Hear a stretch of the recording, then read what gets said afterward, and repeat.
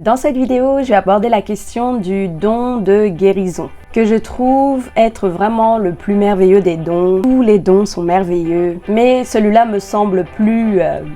parce que c'est généralement un don qu'un évangéliste a.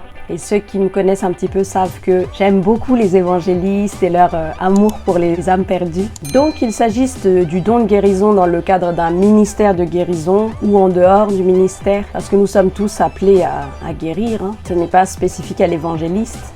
Comment manifester le don de guérison? Comment guérir les malades? Mais d'abord, si c'est la première fois que tu tombes sur une de mes vidéos, bienvenue! Sache que sur cette chaîne, je parle de ma foi en Jésus-Christ et je partage la parole de Dieu. Donc si c'est quelque chose qui t'intéresse, n'hésite pas à t'abonner dès maintenant.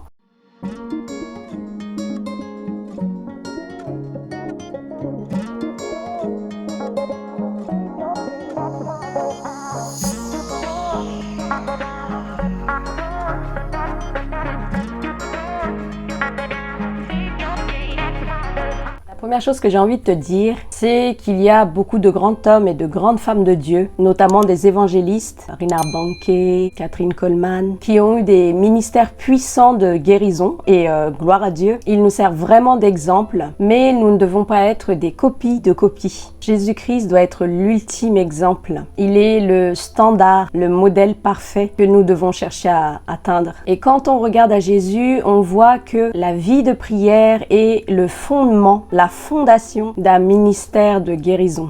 Plus on prie, plus on va profondément dans la prière, plus la puissance de guérison de Dieu est intense et manifeste dans nos vies et dans la vie de ceux qui nous entourent. Voyons ensemble la vie de prière que Jésus-Christ lui-même avait. Jésus reprit donc la parole et leur dit: en vérité, je vous le dis, le Fils ne peut rien faire de lui-même. Il ne fait que ce qu'il voit faire au Père. Et tout ce que le Père fait, le Fils aussi le fait pareillement. C'est dans la prière que Jésus recevait les instructions, la direction. Quand il l'eut renvoyé, il monta sur la montagne pour prier à l'écart. Et comme le soir était venu, il était là, seul. Jésus priait la nuit et il le faisait seul. Jésus priait en privé. Il était discipliné pour prier le matin et le soir. Pour guérir comme Jésus guérissait, nous devons prier comme Jésus priait. Si nous voulons Christ comme puissance, nous devons aussi avoir Christ comme mode de vie. Si on veut opérer comme Jésus opérait, on doit vivre comme lui a vécu. Donc on a vu que Jésus priait la nuit, il priait souvent et il se retirait dans le désert. Il pouvait même prier pendant de longues périodes avant de prendre une décision importante ou avant de faire quelque chose qui nécessite beaucoup de réflexion.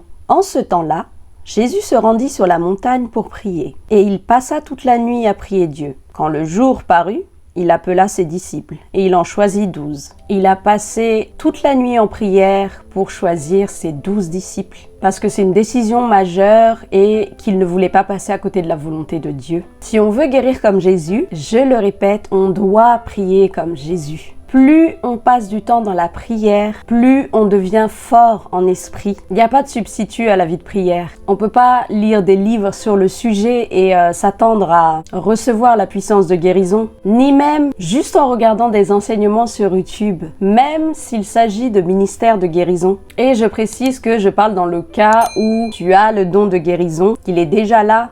Je parle ici de manifestation. On doit vivre une vie de consécration devant Dieu. Nous devons absolument réserver du temps pour prier. La prière privée est révélée en public. Le potentiel de la puissance de guérison est lié directement à la proportion de temps que nous passons dans la prière. C'est une puissance qui vient uniquement de Dieu, de la présence de Christ. C'est pas quelque chose qu'on peut dupliquer, c'est pas quelque chose qu'on peut fabriquer par nos propres forces. C'est pas une question de formule, de système, c'est une question d'esprit. Vraiment, notre vie de prière détermine le niveau de miracle que nous pouvons voir. Et on peut vouloir souhaiter voir de grands miracles et ne pas vouloir payer le prix en investissant du temps dans la prière, sans dévouement, ou on dit dévotion, sans dévouement de nous-mêmes. Dans le lieu secret, ce n'est pas possible. La prière est une puissance de Dieu. On prie non pour forcer Dieu à quoi que ce soit, mais pour nous aligner avec lui, avec sa volonté. Et c'est de cette manière-là que sa puissance découle au travers de nous.